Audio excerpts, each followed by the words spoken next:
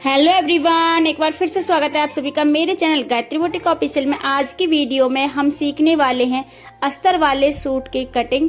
साथ में हम देखेंगे कि कॉलर वाला सूट बनाते समय हमें कितना तीरा और आर्मोल लेना चाहिए। ये मेरे पास 2 मीटर फैब्रिक है जो कि इसका अस्तर है और ये मैन फैब्रिक है।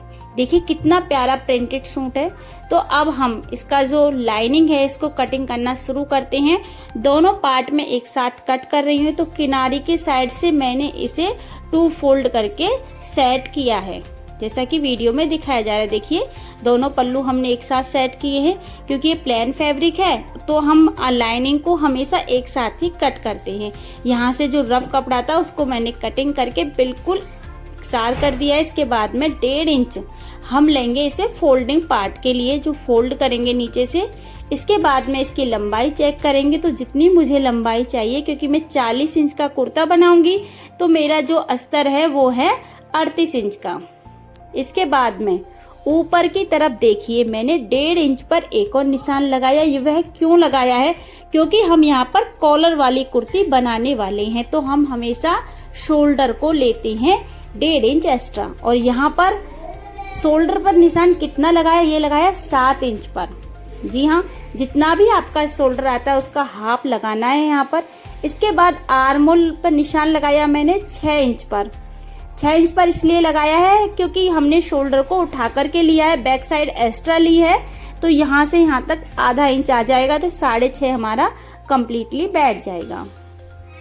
इसके बाद में ऊपर से हम इंच टेप को रखते हुए निशान लगाएंगे 21 इंच पर। ये निशान हमने हिप का लगाया है। कमर पर निशान लगाया हमने 14 इंच पर। अब स्केल लेंगे और सभी निशानों को कर देंगे सीधा।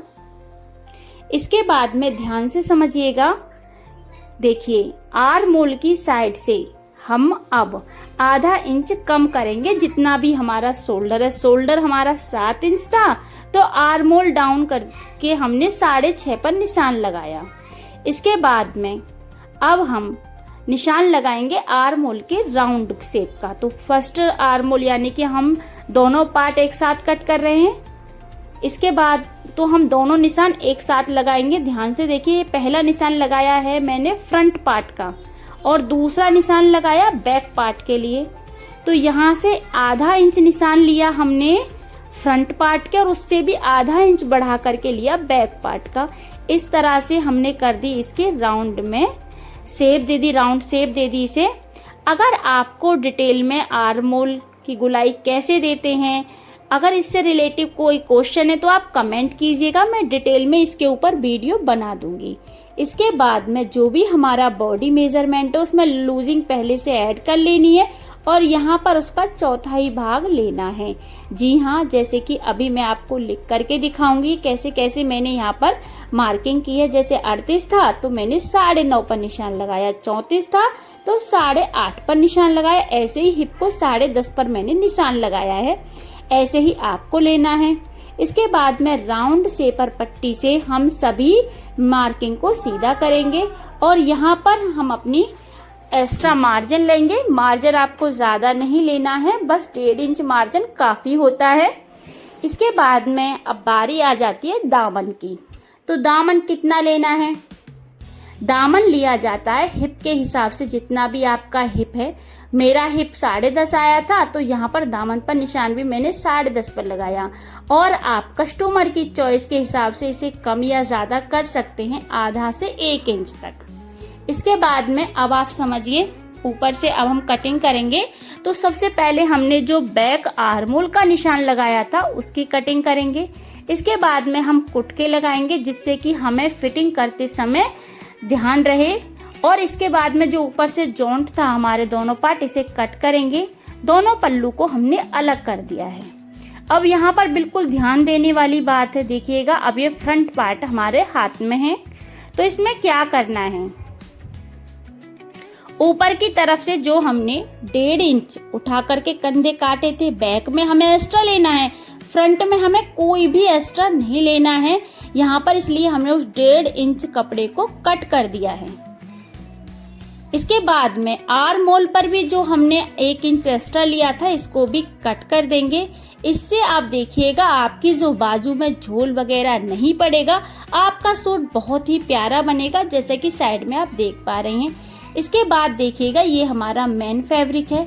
इसमें भी बहुत इम्पोर्टेंट बात है जो मैंने यहाँ पर कंप्लीट की है, इस वीडियो में समझाने की कोशिश की है आप लोगों को। ज़्यादातर चाहे हमारी प्रिंटेड सूट हो या कढ़ाई वाला सूट हो, उसमें ये प्रॉब्लम आती है लंबाई को लेकर के। देखिए इसमें लेस लगी हुई है और इसका जो डिज़ाइन है कुछ इस तरह से है कि किसी भी कीमत पर हम इसे नीचे से खराब नहीं कर सकते, और लंबाई मुझे इसकी कम करनी है। तो आप लोगों के साथ भी ऐसी ज़्यादातर प्रॉब्लम आती होगी, तो आपको क्या करना है इसको लेकर के कि आपको अपना जो अस्तर है उसे लेना है और उसको इस तरह से रखना है कि ऊपर की तरफ जो हमारा डिज़ाइन है उसे कट करने से हमारी कुर्ती खराब नहीं होगी। तो मैंने ऊपर की तरफ कपड़ा फालतू निकाल दिया है और इस तरह से हमारा डिज़ाइन भी खराब नहीं हुआ, हमारी लंबाई भी कम हो गई और कोई भी प्रॉब्लम नहीं आई। तो इस तरह से आपको पहले कुर्ती के डिज़ाइन को देखना है कि कहाँ से मैं इसे कट कर सकती हूँ। अगर आप चाहे तो नीचे से भी कट कर सकती हैं, आपका अगर डिज़ाइन देखिएगा कि कहाँ से डिज़ाइन खराब नहीं होगा। इसी के साथ देखिए हमारा जो सूट है कुछ इस तरह से बन के आया था। और देखिए मैंने इसमें कॉलर नहीं लगाया क्योंकि कॉलर का कपड़ा ही नहीं बचा था, पर फिर भी इसको मैंने गोल शेप देकर बहुत ही प्यारा से सूट बनाया। इसके साथ में हमने फर्सी सलवार बनाई है, इसकी वीडियो भी हमने अपलोड कर दी, अगर आप लोगों ने नहीं देखी है तो वहाँ से देखिए। आज की वीडियो में बस इतना ही था, ज़्यादा कुछ मैंने इसमें नहीं समझाया है, बस 2-3 बातों को मैंने इसमें ध्यान में रखते हुए बताया है। वीडियो कैसा लगा कमेंट में बताइए। मिलते हैं नेक्स्ट